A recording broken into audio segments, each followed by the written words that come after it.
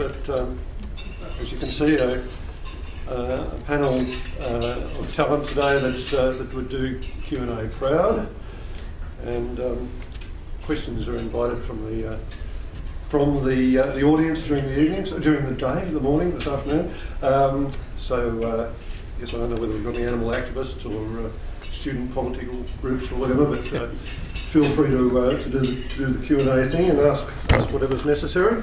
Shoes, throw shoes. That's right.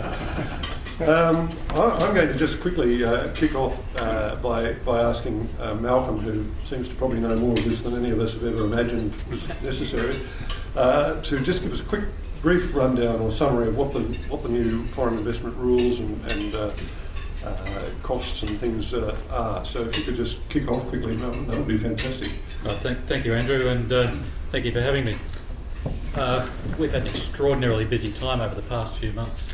You've probably noticed the government has been hell-bent on kicking foreigners and not losing votes and increasing popularity stakes. So we've seen a stream of changes come through, and relevantly in the agricultural space, we started off finally with the announcement that had been coming for quite some time, and that is the change in the threshold.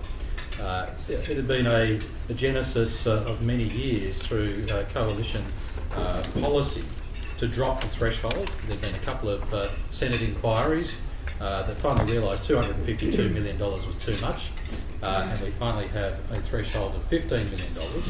That started on 1 March. Now, importantly, what came with that was the first time we see a cumulative threshold. So it's caught a lot of people already have $15 million worth of land, so we now have a $0 trigger. So $0 if you've already got $15 million worth of land.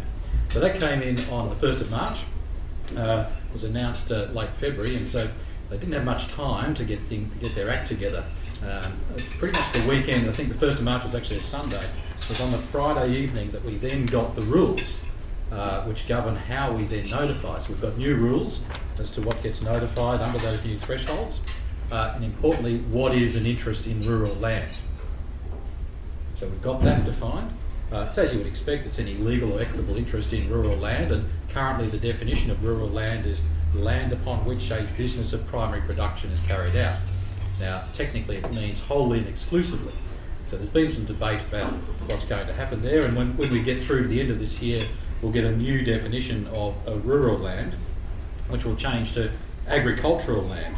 And the government is talking about, and I'm going to have to read this because it's not yet in play, the government will introduce a clearer definition that better captures productive agricultural land. And agricultural land will be defined as land used, or that could be reasonably used, for a primary production business. So a little bit broader than what we've got at the current point in time. Nick does wineries. One of the problems with the current definition is, if it's land used wholly and exclusively for primary production, if you've got a retail operation out the front door with the cellar door operations, have you ceased being a rural land operation under the current rules? I mean, there's enough flexibility in FIRB to have some common sense to say, well, yes, that is still rural land, but there needs to be some tidy up on that. So we'll see that coming at the end of the year. So we've also seen announced the start of the new register. That'll actually start with people having to do things themselves and register from 1 July. FIRB and unfortunately the tax office have got very close over the past few months, and tax is busily trying to put together some background detail for that register. But going forward from 1 July, we will then have obligations on parties to notify and to actually register their interests on the land. The other big change we've got coming through, it's been announced again, is that we've finally got an agribusiness definition. Again, with some history going back through a couple of those Senate inquiries, particularly Senator Hefferan's inquiry, there was concern that just having rural land wasn't sufficient, that we'd look at what is agribusiness. That then set off a great debate amongst ministers and amongst bureaucrats as to what is agribusiness. The definition that's come out, I'll read it to you, is I think reasonably sensible. So the proposed definition of agribusiness for the $55 million threshold will include primary production businesses, generally those within Division A of the Australian New Zealand Standard Industrial Classification Codes. So thankfully they haven't gone out and invented a whole new set of codes. So it's something we're all used to. But then they add to that and say, and certain first stage downstream manufacturing businesses, including meat, poultry, seafood, dairy, fruit and vegetable processing, and sugar, grain and oil and fat manufacturing. So we pick up the millers and so on. So there seems to be some sense in that definition. The Agricultural Minister was actually pushing for much broader. He was right through to the end of food and beverage manufacture. So it's a limited definition, but we now see a $55 million threshold. That will start on 1 December. Just to explain that $55 million threshold, it was originally promoted as 53, but what's happened in some of these FIRB thresholds, we've now got indexing occurring. So the 53, now 55 million, is actually the developed commercial property threshold. And that started in 2008 at 50 and has been indexed since that time. And that was the problem with the current number. For general value is 252. It's a weird number because it's indexed up from 2008 when we started with a $200 million threshold. So 1 December, we'll have the new agribusiness threshold commence. Now, also starting 1 December, unfortunately, although as some of our American clients have always remarked, they couldn't quite work out why in the Treasurer's own department we didn't pay a fee for processing. There was no filing fee associated with the foreign investment application. Come 1 December, they've hit us in spades, unfortunately. It was promoted as, and in fact the House of Representatives Residential Committee inquiry suggested a modest $1,500 fee to cover real processing cost for the government. The government's latched onto that, unfortunately, and we're looking at quite serious numbers. The original proposal in the agricultural sector was $10,000 per million. And it doesn't take very long to get to a very big fee. And that was the original proposal. They've now capped that at a maximum of $100,000. So once you're buying a $10 million farm, you are paying a $100,000 filing fee to FIRB. I have suggested to our clients that I'm happy to match my fee to the filing fee. And it didn't get much response, unfortunately. But that's coming 1 December. Also, so high filing fees, and then also what we're going to see going forward from 1 December is a range of increased penalties. Most of them are actually focused on the residential space. So here in Sydney, you've seen some interesting residential property developments in recent times, Point Piper, and I think Altona's hit the paper this week. So we'll see some penalties come in, mostly focused on resi, but there will be increased penalties and civil penalties as well in the commercial space, and that'll pick up agricultural as well.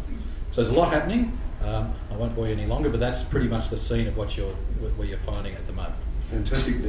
Malcolm, very quickly, why are these rules necessary? Is there an easy 1 or 3 sentence answer to that? I think the easiest answer to it is over the previous governments let rural land get out of control with the high thresholds. FIRB was not seeing ordinary private acquisitions in the rural space. And as I said before, we've seen this indexing. So over time, we saw the rural threshold. It got married to the general threshold. In the 90s, it went to $50 million. And that was okay. The rural lobby actually pressed for that. But then it went to 100, then it doubled again to 200, and then it's been indexing. And the farm space, we got to the point where Covey Station was the only farm that was going to hit the FIRB threshold. Now, FIRB was always seeing foreign government investment. So you could always understand that foreign government investors at $0 threshold, but the problem is FIRB was looking at that from a foreign government perspective, not from a rural land perspective, and getting an understanding of that. So in essence, what happened, they lost the public, and the public lost faith in the FIRB system. So now you have the overreaction, I suppose, and the pendulum swings back, and we have to have a lower threshold so that people can regain faith in that the government is actually giving scrutiny. Not that it doesn't matter they approve everything, but there's actual scrutiny occurring now. Nick, what do you think this means for clients who are looking to invest in Australia? You've got quite a long background in this sort of business. Look, I don't think whatever FIRB did would prevent or stop any foreign investment. And I think what governments, whatever laws or processes they put in place, I think any foreign investor who's keen to invest in the country would head down that path. and I don't think, and you haven't heard, and would be a very, very unwise person to ever criticise any of these FIRBs or in OIO in New Zealand's case. We look at, we do a lot in New Zealand, and what New Zealand sort of seeks from foreign investors is somewhat probably a bit more harsher than what FIRB is proposing. Therefore, in New Zealand, the vendor must advertise for 20 days. So therefore, every single property that a foreign investor acquires has been advertised in the local paper for 20 working days. However, the vendor doesn't have to accept the highest offer. So there is an opportunity for someone else to go in and acquire, and that's not in the FIRB. Application fees in New Zealand are $22,500. Now I think it's going to be up to 100,000, so it sounds like there's an application and perhaps a bit of a tax in there. Decision process, interesting, New Zealand has a threshold, is that once you get to 10 times the average size farm in New Zealand, there's another economic interest threshold.